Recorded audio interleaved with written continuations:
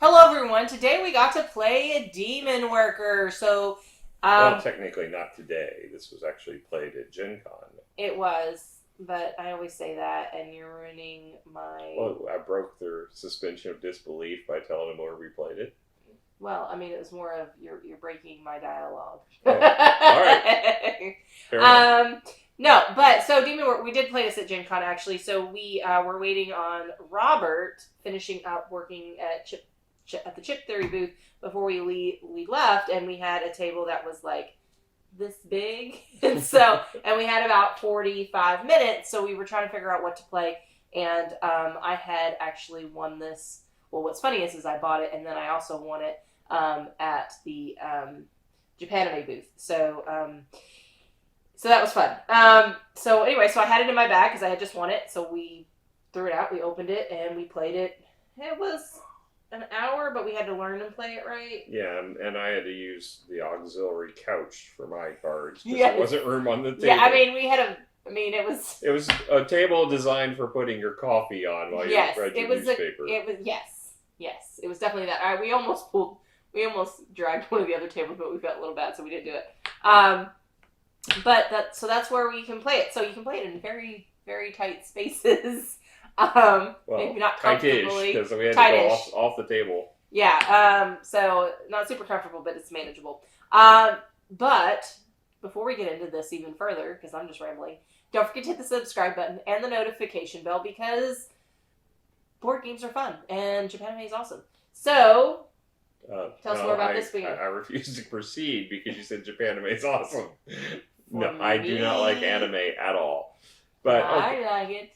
Alright, so as far as this game goes, Demon Worker was released in 2016 as a rank of 3308 on Board Game Geek and a rating of 7.1. 3 to 4 player game, 45-minute average play time, and that was about right. Yeah, if we didn't have to learn it, I think 45 minutes is... Age 10 and up. It was designed by Shogo Kuroda, art by Shu Nagata, and published by Japanime Games. It has an MSRP of $29.99. As far as components, that's a little pricey for this game, in my opinion. But they spend a lot of time on artwork. Yeah, there is a lot. So of you're art. paying a lot of what you're paying for is really beautiful artwork. So there is that piece to it. Or this art. Okay. Well, you're broken, so... All right, moving on to quality of components. All right, so let's talk about quality components. So you basically, your scoring board is very small, and it's almost like the player boards of old.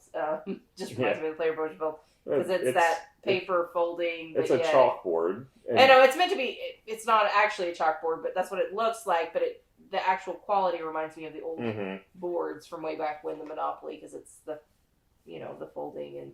Anyway, I don't know. It just reminds me of that. And then also your cards. Now, there is no linen finish on these, which is kind of sad, but they do have a good thickness.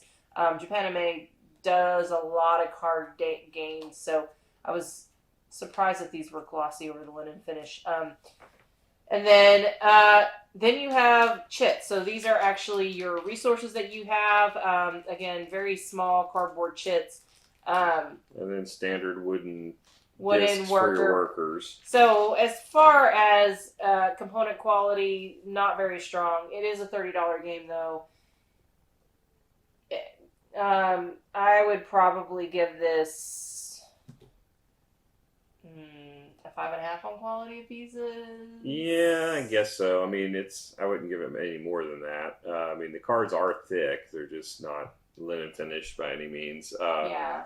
And there's nothing abnormal about the tokens. It or does the cardboard have the board, but it's tiny.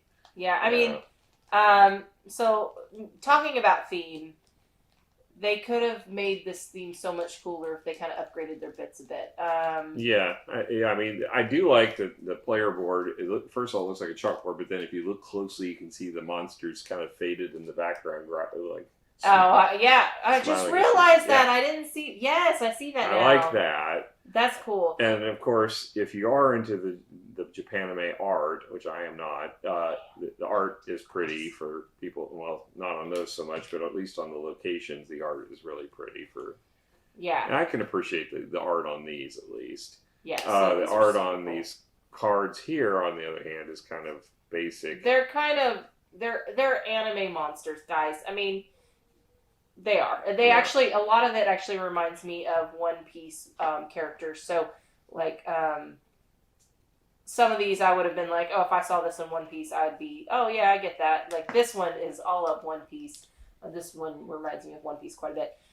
So, I mean... Now, what I will say thematically I did like is these cards, the mission cards. Those were a lot of fun reading them. They were very humorous, and those, I think, they were almost like stick figure art on some of them, like this Ice Age one I love. This was my favorite card.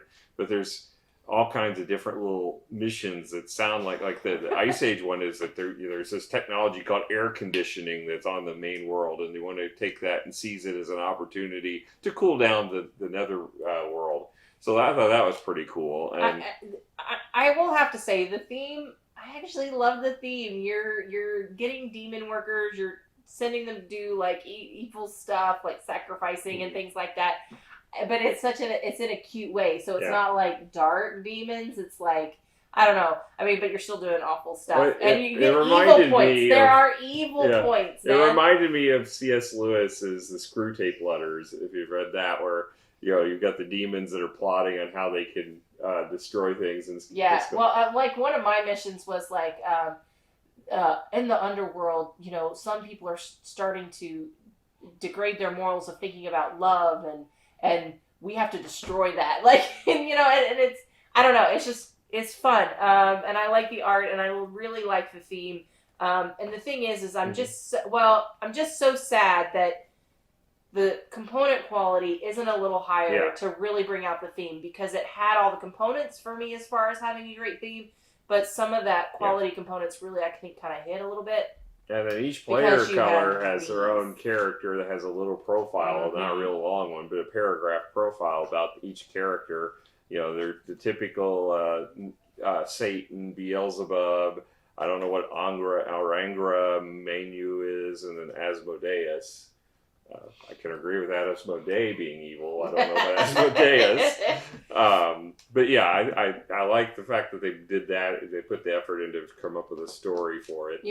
This is kind of off topic, but you say that Asmodeus is evil. It would be interesting for someone to develop a game with all the different gaming companies. I think they might get sued for that. No, you change it. You just change it a little bit, but that would be hilarious. Anyway, it's an idea for somebody. That would be hilarious. No, there were so many great pieces of it, and I so enjoyed playing it because of the theme with this game. And like I said, the quality of pieces kind of deter from it. I'm gonna give it a 7.5 because I loved it. I had fun. Like, the theme was fun. I enjoyed it. It is definitely a fun theme, and as much as I despise Japanime, I did enjoy the theme of this game a lot. I mean, I like the dungeon lords and the dungeon pets, the evil manipulation of the different minions. Yeah. So this appealed to me in that sense. So I can agree with your 7.5 on the theme. Yeah, so then let's move on to rules. So I actually read the rules for this, guys. No, you didn't. Yes, I did. You started to, and then you handed it to me. Well, that's because you were getting grumpy, and you were like, I don't get it. No, so... First of all, it is a multi-centerfold. Yeah, so many complaints for him.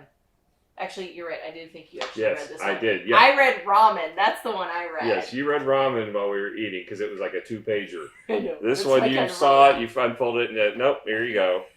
That's exactly what happened now that I recall. Yes. So there are some definite translation issues in this when we were going through. They weren't significantly impacting the understanding of the rules.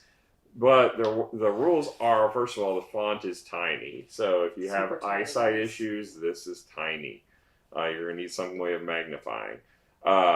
Secondly, like I said, there are typos or mistranslations to the point where it was just kind of a little confusing if you weren't paying attention. You Well, might I get mean, tripped up. my biggest thing was, okay, so with your demon workers, there is what they call There's a it's a summoning cost. But summoning. instead of saying summoning cost, they Oh, call it a you have the interview process where you hire No. the workers. I'm talking about. Then you have They call it a special ability. dispatch. No, They have special dispatch, ability. and then they have the additional cost. Yeah, no. Oh, no. So what it is they call it a special ability. So they have a cost for special ability. And you would think that that would mean to trigger the ability down here. No, you're mistaken. It is a summoning cost. And that one was kind of confusing when we were looking at the cards and drafting. We were like, we were at several times, we were like, this summoning cost doesn't, or this special ability cost doesn't make sense. Why would I pay 2 yellow and 2 red to get a single red? Well, plus they like, refer to it on some of the cards as being a different term. It's not using the special ability term. It refers to it as something else. So that was very confusing. And then the same thing with like the dispatch cost. Like originally when reading it, we're like, oh, dispatch, maybe that's the summoning cost, because we couldn't really understand. So that was a bit confusing. And then like the additional cost marker with what the player, some of the stuff was confusing, like the iconography wasn't explained very well. And they've got a cheat sheet. I mean, so technically this shouldn't have been that difficult, because the cheat sheet should have been pretty straightforward, but the iconography was so confusing. Yeah. Well, the cheat sheet didn't do anything except for give you terminology. It told you to pick the icon and told you its name for it. But then when you have the different name referred to differently on the cards, it's confusing. And then like the location actions have certain symbols that will trigger around certain times. And again, it was just a little confusing. Okay, I'm not gonna lie. But it wasn't that difficult to work through. Once you actually start playing, you get the feel for it. It's not hard. It's not hard, but initially the iconography can be a little confusing. So for that with rules, what would you give it? I'm probably gonna give it a 4. Is probably where I'm at. Oh wow, okay. Well, 5 is Catan level. Right. I mean, there were translation issues, and there was some confusion. This game is not that difficult. There shouldn't have been that much confusion. If they had just used the right terminology with, like, if instead of special ability, if they would have said summoning cost, it would have been very clear. Mm-hmm. And then the same thing with dispatch cost. Like, I think if they used the right terminology, it would have cleared this up, and that may have been a translation issue. So that. Then moving on to actual gameplay. So gameplay is very straightforward. You start out with 2 humans that you get to send to 9 for 3 players. It depends on player count, but for 3 players there was 9 locations. And that's what we played with. We played 3 count. There's 2 specific ones that are told to be left out if you're playing with. Yeah, and they're always the same. So for a 3 player, you're going to always have the same 9 cards. If you have 4, you're going to have the same 11. If you have 2, you're going to have the same whatever. So those... it's 3 to 4 players, so you would have to... sorry. 3 to 4 players. I didn't realize that. Well, anyway, so regardless, it's the same ones out there. And then, so you have your 2 workers. Okay? And then, so what you do is if you send your worker... So you do have cards that you play, which are your demon workers. You originally drafted them at the beginning of the game, just so you kind of aware. So you draft, get your demons that you are going to eventually, hopefully, hire, and then you got your 2 humans that are already working for you. And then you send them out to play, so I'll send them out to summon another creature. But in that case, I do have to pay the dispatch cost, which is 1 food. So the things that you can do is you can summon one of your cards. You have to end up paying the summoning cost to them. And then that gives you more workers the following round. So as soon as you summon, you don't get that worker. You have to wait till the next round when all they reset. Yeah. And you can only summon, even though she put down 3 cards, you can only summon one per action. Yeah, you can only summon 1 per worker that you sent to them. Yeah. And the summoning area, you can put as many workers on the summoning area without additional cost. But the other locations, you have to pay 2 extra food to the dispatch cost. Well, except for the trash dump, we didn't play with that one. Right, That's one of them that's that's left the out 4 in the player. 3 player. But they have a iconography to show that there's no extra cost for going there. So basically, you can create. So there are 4 resources in the game: food, sacrifice, magical stones, and weapon tokens. Okay, so those are the 4 different resources that you have that you can go collect. So the cards that are available, there's 1 of each of the collection spots. But then you can turn them in for victory points and getting additional resources. So there's a few of those cards out there. Then obviously there's a summoning card. And then there's also you can get more. So there's also these cards, which are basically mission cards, like we've kind of already mentioned. So you can gain mission cards with this one and do like kind of a trade action with this particular one. So, I mean, it is standard kind of worker placement. Gathering resources, except for normally changing. You can't play on the same location as somebody else. In this case, there's no restriction from that It other just than costs more food. Yeah, I mean, and as people get out more characters, it becomes like, so initially, like the first round, we didn't have to pay that much extra food because you're kind of barely, but by the end of it, we were doubly tripling up on spaces because if everyone pulled out all 10 of their workers, at the last round, that's 10 people fighting over 10 times 3, that's 30, over 3 spots. I mean, that can get pretty gruesome, I don't guys. think there's 10. There's only 6 cards plus your 2. Oh, so 7. 8 times 3. I can't do math. Well, so, sorry guys, can't do math. It's kind of late. But yeah, so I think that's pretty interesting. I mean, it's pretty a straightforward worker placement game with a little bit of thing. Really where this shines, I do believe, is theme. I mean... Yeah, it's definitely a very fun thematic game. Yeah, and it's a worker placement game. So, and it is quick to pick up. I think this is a very light worker placement game. It is not difficult by any stretch of the imagination once you understand the iconography. I still had fun. And if you have like 30, 45 minutes is all you have, I don't think this is a bad choice. I would like to keep it kind of in the rotation for one of our shorter games we play. What are your thoughts? It was fine for a travel game or something where you're just sitting there. Again, I wouldn't rank any of the Japanime games highly. This is one of the better ones I've played. So I will give it a 6.5 because of that. It's not something I would get out myself. It's not something I would recommend or go and say I would want to play. But if you have nothing else going on, you're waiting for someone who's tearing down a booth at a convention, for example, this would be a good game to just get out and play if you didn't have any other small box games with you. I mean, I do like this more than some of the other small box games we have played. Although recently we've had a good string of small box games, to be fair. So I mean, no, I think this is actually a solid one. I think if you really like the art, I think the theme is a lot of fun. I don't want to cross this out for anybody. It's good. I'm actually probably going to give this a 7 because I really enjoyed it. I think it's very functional. I think there is a lot of competitiveness with worker placement. I think the drafting piece of it holds I wish we knew what we were doing when we were drafting. Yes, that definitely would have impacted things. Because, I mean, I do think some of the creatures lended themselves better to the game than others. And we didn't play with all the creatures. That was part of it, right? We only had certain creatures we had in our mix. Well, no, we used all of them. We drew so many, and there were several we didn't see. We never got to. That never came up.